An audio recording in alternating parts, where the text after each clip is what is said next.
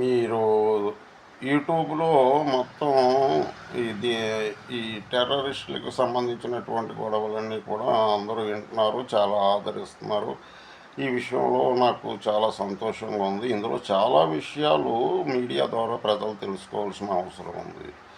ఇందులో తోట నరసింహ అప్పుడు జగ్గంపేట ఎమ్మెల్యే.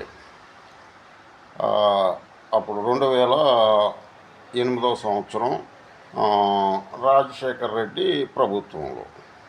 మేము జగ్గంపేట ఓ మ్యారేజ్ ఫంక్షన్‌కి వెళ్ళాం. ఆ కళ్యాణ మండపంలో అదే కళ్యాణ మండపం పెద్దది ఆ ఊరు మొత్తానికి ఫ్లైఓవర్ దగ్గర.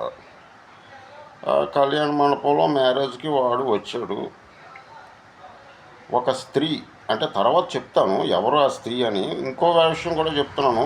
గోకరకొండ శ్రీనివాసరెడ్డి చెల్లెలు. ఆ జగ్గంపేట వాస్తవ్యులు సురేష్ టైలర్స్ అతను. టైలరింగ్ షాప్ ఉంది.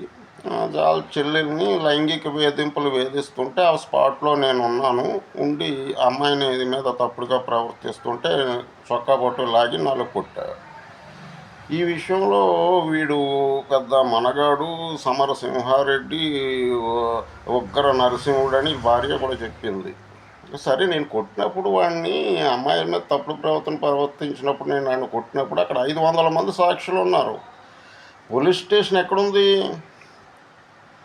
దగ్గర దగ్గర ఒక 10 ఇళ్ళు గ్యాప్లో పోలీస్ స్టేషన్ ఉంది. అక్కడ సీఏ ఉన్నాడు, ఎస్ఐ ఉన్నాడు. ఈడు ఎమ్మెల్యే, ప్రభుత్వం రాజశేఖర్ రెడ్డిది. కంప్లైంట్ ఇవ్వగలిగే ఈ మగవాడు ప్రజాసేవ అలా చేస్తాడు. వీడు దాక్కుని కుట్రలు చేయడం కాదు, రాస్తా మీదకి రా తేల్చుకుందాం.